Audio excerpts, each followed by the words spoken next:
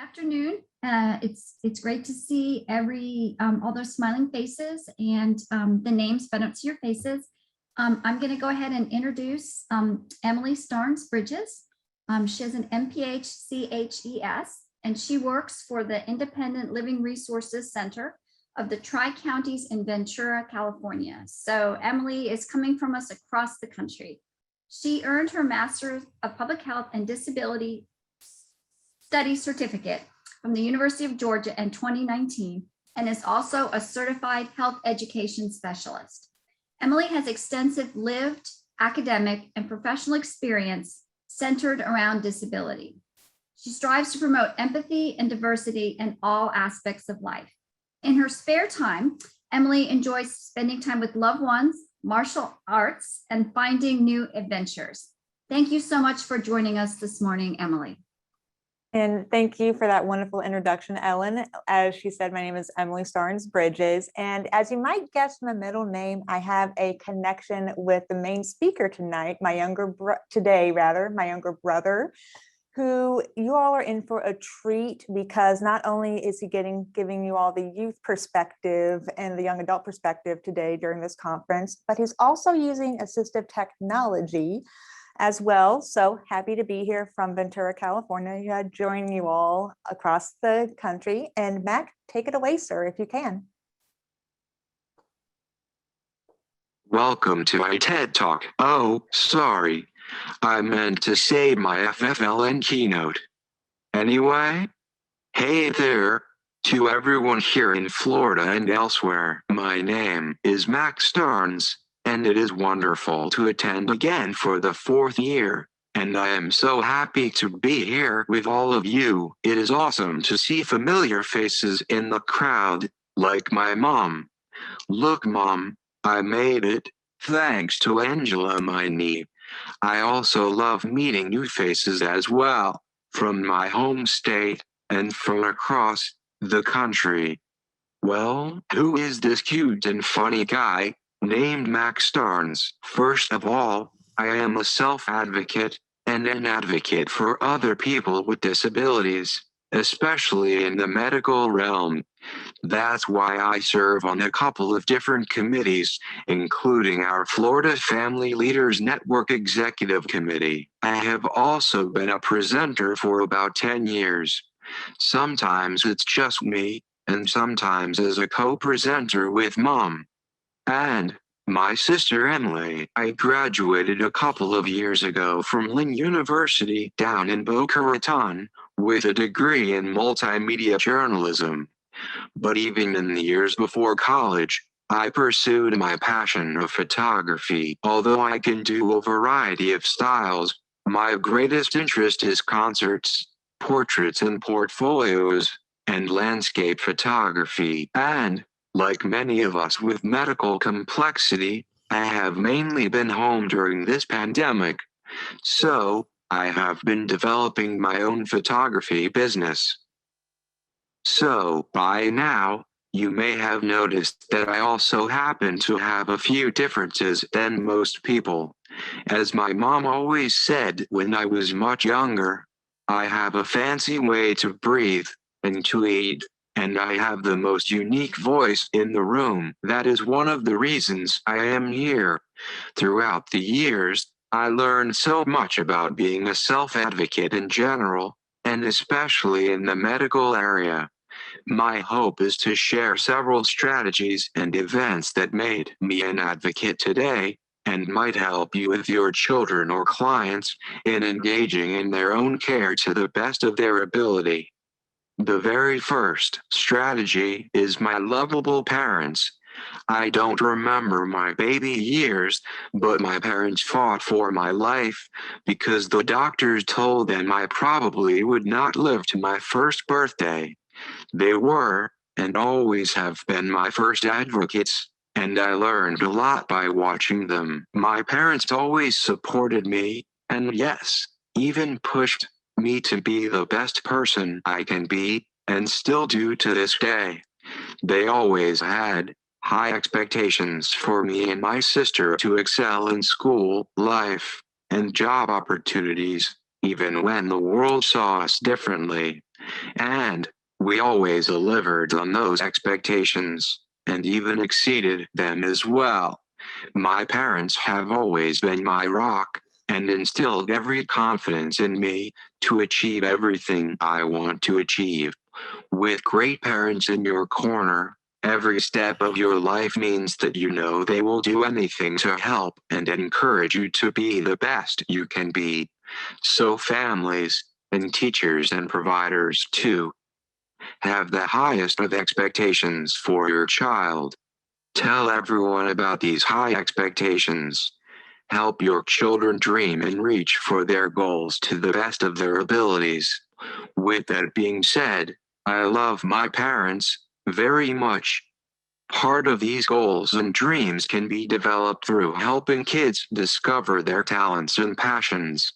Extracurricular activities are an excellent choice to help your kids do this and to become better self advocates. Activities outside of home and school help build character, confidence, a passion for something, and maybe a dose of resilience based on the activities. These opportunities can also substitute for therapy sessions because kids get tired of always having to be fixed by one more round of therapy. As well, after school clubs, sports, and other community and faith based activities help increase our circles of friendships. For example, I did karate for years. Yes, I am a third-degree black belt, and this body is a lethal weapon. I was a percussionist in marching band, and as I mentioned, I've done a lot of public speaking. Through these activities and more, I learned various life skills. Like in karate, a motto we always shouted was, "Yes, I can." There was no, "I can't," or "it's too hard to do." The karate teachers pushed you to think that you can do anything.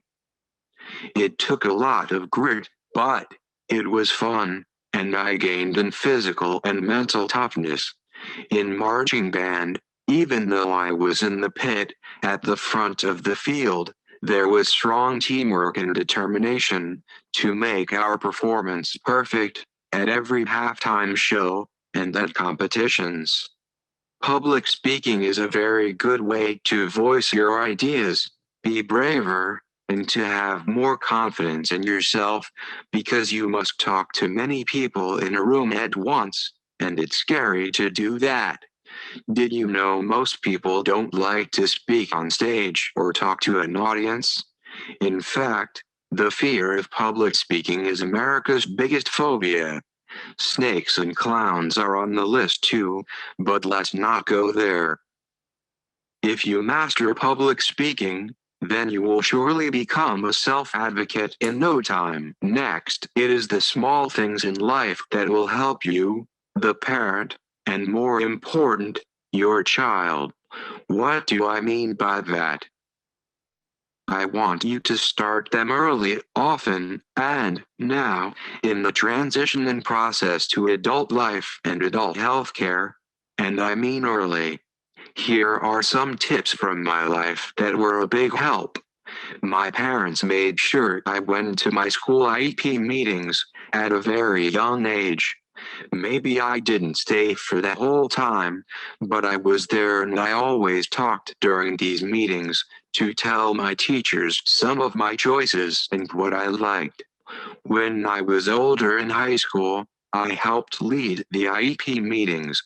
We always set goals that supported improving my medical self care and my understanding of taking charge of my health care. A different kind of tip is find ways for your child to go to weekend and summer camps on their own.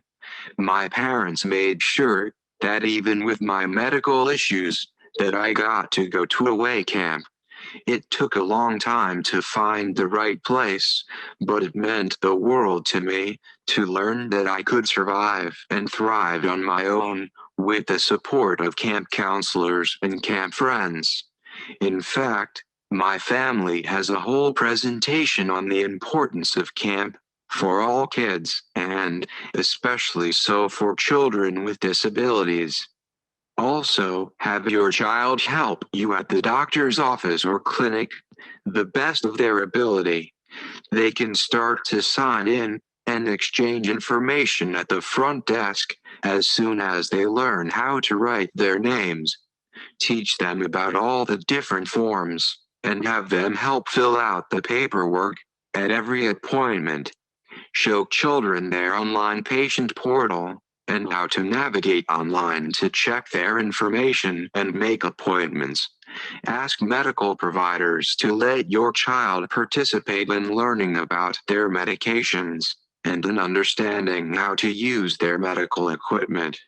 When your child is older, start to change roles at their appointments so that they learn how to take the lead and spend time alone with the medical staff. All of these ideas can be done in small steps over time, and they're very helpful too, because the small things will roll into something bigger and very significant, like going to college, having a job, and living independently. Speaking of college, my experience of going away to school was a huge step towards being an advocate in general, because I had to do all the things in life I needed to do to be healthy and succeed in my education, and to have clean clothes to wear. I had to advocate for all my accommodations, and for when I needed more tutoring for a test or a research paper. I needed to advocate for when I got sick and for when I had to step away for a semester due to a major surgery. I even had to advocate for myself with classmates and other students on campus when they didn't understand me or were less than kind. All these situations helped me find determination and my voice as a self-advocate. Even though it was very hard at times, I'm glad I did it. We always view struggles as unfair or terrible events. To me, struggles are success stories at the end of the day.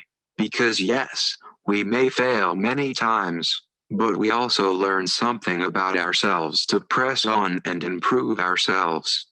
It is just the same for transitioning from childhood to adult life, and from pediatric to adult care, because we will always have struggles, roadblocks that we need to go around or break through. When I was ready to go to college, I needed a doctor in Boca Raton, which was 4 hours from my home, to oversee my health. We researched and contacted many doctors, but no one wanted to be my doctor due to my complex medical history, so I went away to college without a local medical provider for my care. This could have been a roadblock that kept me from moving away and living in the dorms. Instead, I went around the roadblock and used my university's part-time clinic or the hospital emergency department for medical care all 4 years of my college career. After college, I finally moved into adult primary care and gastroenterology care, and I am still looking for local adult pulmonology and ENT care. Throughout this almost 5 years of healthcare transition, my family and I have had a mutual agreement that I continue to take care of myself, and I have them involved as advisors in my shared decision making, and occasional surrogates when necessary, to support my overall health and well being. My appeal to you, the families, physicians, healthcare staff, public health, and community organization staff, is to strive to make sure that all youth and young adults be as ready as they can be to engage in and manage their medical care and advocate for their health, no matter what post high school route that they take, and no matter what their level of skills and abilities. Use all the strategies, tips, and tricks to increase their health maintenance skills, their health literacy skills, their ability to communicate and build trusting relationships with their healthcare providers. So again, and finally, one of the best ways children, youth, and young adults learn to be engaged in their care is by gradually learning to do it themselves. Sometimes the struggles to do this are easy to fix, and sometimes it is very complicated. But whether it is easy or hard, always take the time to talk, listen, plan, strategize, put ideas into action, revise accordingly, and do it all over again. I hope that I gave you some new pointers, gave you a refresher course, or perhaps gave some courage for the next struggle. Always remember, every journey looks different, and there will be many unexpected curves, but at the end of the day, you will get there. Have hope and confidence in that. Thank you for allowing me to share some of my story and suggestions, and please feel free to connect with me during the rest of the summit and afterwards. All right, Mac, I'm not sure if you can see the gallery going on right now, but people are nodding, applauding for you, putting up positive thumbs up and celebration emojis. So next I want to switch to some prepared questions.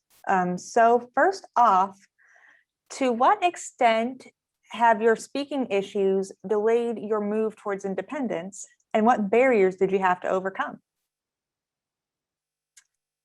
I am going to answer both questions in one answer. There are a couple barriers I need to go around by. There are doctors' offices across the country required you call in to make an appointment and other things like getting prescriptions. The next one is the fast pace of the appointments. Right now, we are figuring it out to navigate how can I use the phone less because I need someone to call on my behalf. We found out a patient portal and emailing are the best way for me to scheduling appointments and getting prescriptions. For the fast pace of appointments, I advocate that I need more time. Absolutely. And navigating doctor's appointments and getting ready for those, particularly with voice challenges, can be a bit of a struggle. So moving on to the next question, is there a word you would use to describe yourself in relation to being an advocate? The one word myself as an advocate would be outgoing because I want others to have the knowledge that you can advocate yourself and others. It takes many people and it takes a village to push an advocacy endeavor for sure. Final question that I have for you before switching to the chat is advocacy is hard, definitely hard. Is there something that you've accomplished that you are particularly proud of?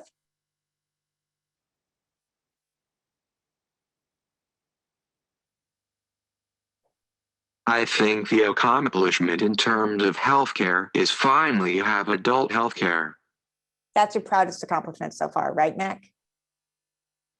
Cool beans. And I feel like healthcare can be a struggle for not just people with disabilities, but also neurotypical people, as I've seen in the chat. Moving on to see what comments and questions there are. I'm shouting out to Angela because I feel like she had a couple of questions herself. So if you have any questions that you want to share with Mac, either in the chat or aloud, feel free. Just remember that since he's using assistive technology, it might take him a bit to answer, but he'd be happy to do so. Right, bro?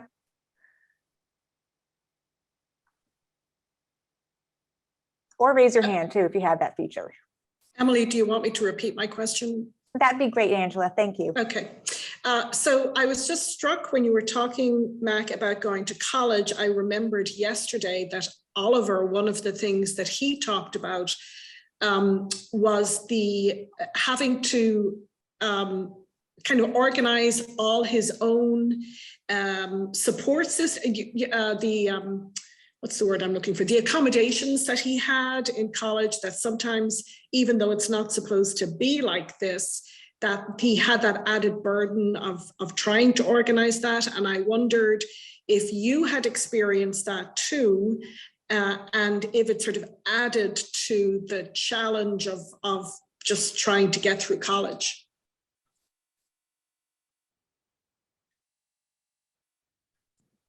And while Mac is typing, Mac, I'll be having my eyes on your part of the camera on this grid that we have. So when you're ready, raise your hand, okay, bro? Cool. So A. Salinas said, this is an amazing talk, a TED Talk for sure. Thanks, Mac, and to all those who supported him to do this talk. I hope it's recorded because this is one of the most inspirational self-advocate talks that I had seen in decades. Mm. Yeah. And I do watch some of them, but Judging from Mac's expression, I could tell that he deeply appreciates that. So, and it's mind blowing. That's what that means. And I can see that it's being recorded, and I would get with Angela or some of the other conference organizers to see if you could get your hand on this presentation later on. I might have to sell it to the highest bidder. That's the only problem. I'm not sure Mac is going to give this one away for free. Or we could also go on eBay, and Mac's waving his fingers like this. And Lisa Math, I want to echo what you said about all the suggestions that Mac is making can be applied to neurotypical children too. Healthcare and transition is so totally complicated. Fun fact, did a presentation for my capstone project at the University of Georgia. I know I'm speaking to Gator fans, so please bear with me here. But it just proved that some of the people in that program who were helping as sort of mentors for the Destination Dogs TIPSID or transitionary post-secondary education program also learned some facts that could help themselves with the transition process. And I took some nuggets of information there myself. So thanks for that, Lisa. And Danita, to your comment about wanting youth and young adults involved in FFLN, and is there something you think we could do differently to get them in the room too? Engage them. My thing is, 1 second, bro. My advice is to, meet them where they are on Facebook, social, Instagram, TikTok, for instance. I don't use that myself, but it's up and coming. Mac is agreeing and thumbs upping with me. And Mac, back to your original question about college and hurdles. Are you ready for that? Yes and no. I think every journey looks different to each other. People with disabilities, for me, it may be hard at first. After I met with people in my college, it get easier and easier. Did that make sense, Angela? Yes, yeah. I think what I heard him saying was that initially it was a little bit of a challenge, but it sounds like you were able to make it work. Yeah. And then I had another quick question because my daughter absolutely loved camp. I think it was probably because she got away from me for a week, but she never wanted to come home. But I just wondered, what were your favorite bits about camp? While you're answering that, bro, again, just give me a hi sign and I'll keep reading stuff in the chat. So Danita, back to your point about social media and things. Does that make sense to you? Yeah, absolutely. All right, thanks. I see that people are appreciating the self-advocacy and self-determination emphasis.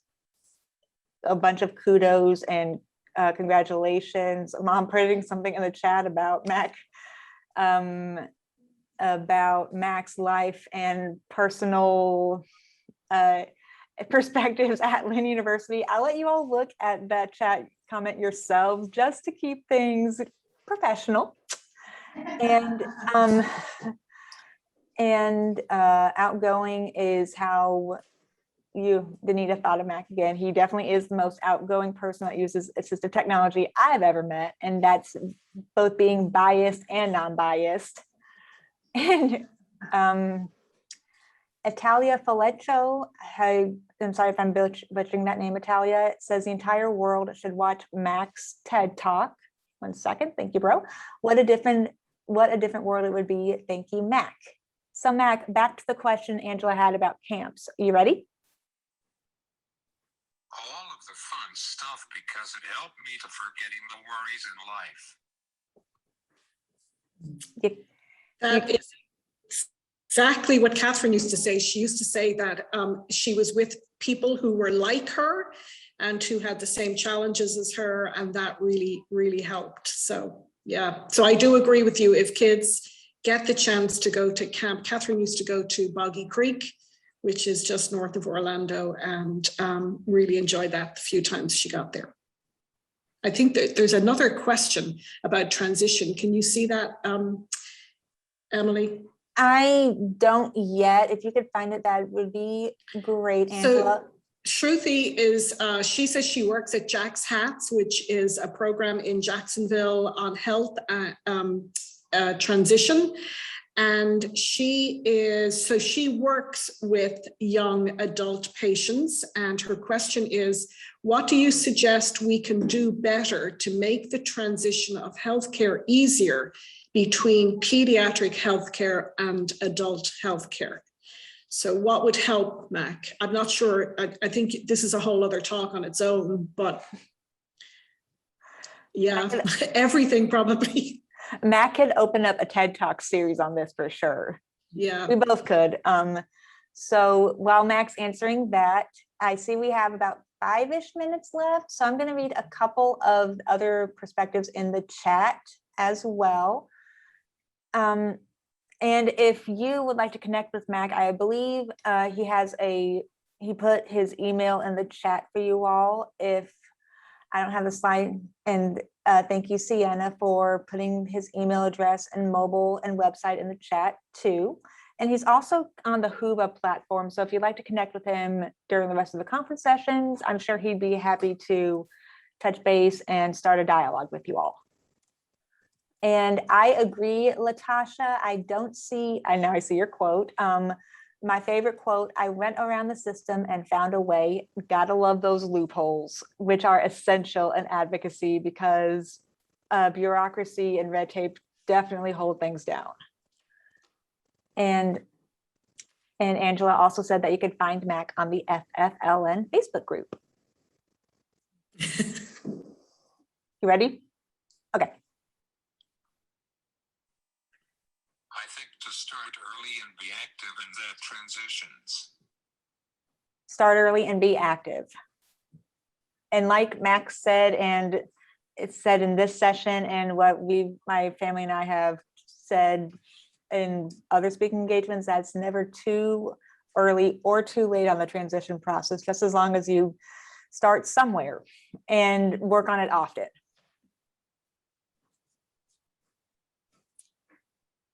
Mac, I also see that people are saying that they love your energy and spirit. And I don't see any, Mac saying thank you, thank you, thank you, thank you, thank you.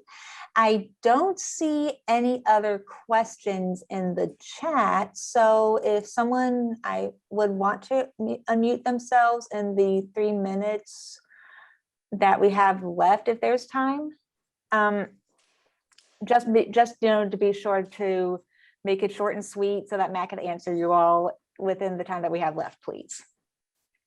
I remember seeing a question. I don't remember who typed it, but it had something to do with Mac. You said that the favorite thing that you like to do with photography is the bands. And so someone asked, how do you communicate with the band members? I saw that question too. So I think that could be a good final one, bro. Mm.